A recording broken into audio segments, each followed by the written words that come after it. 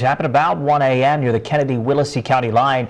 DPS says 8 people were traveling back to the valley when the driver somehow lost control, causing the Yukon to roll over several times. The victims are identified tonight as Patricia Castro of Mercedes, Jason Maywood of Brownsville, Enrique Rodriguez of Elsa, and San Ricardo Ramirez of Harlingen. 3 others and a 3-year-old remain hospitalized. Everyone in that vehicle is part of a special outreach center where at-risk youth live and work at changing their lives. And one of those teenagers went from a life of drugs to serving as a motivational speaker for children. He died at the scene.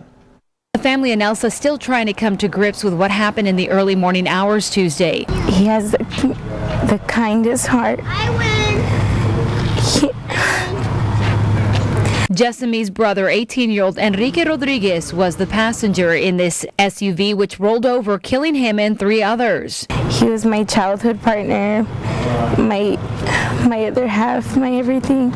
Enrique was living at the Victory Outreach in Harlingen, a place his family says had changed his life. He used to be really into drugs, selling drugs, and he was involved with that, and then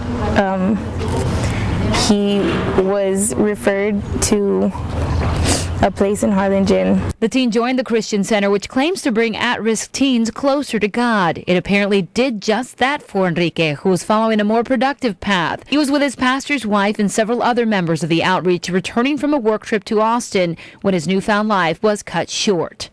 They didn't have any seatbelts because they were probably asleep coming from Austin over here.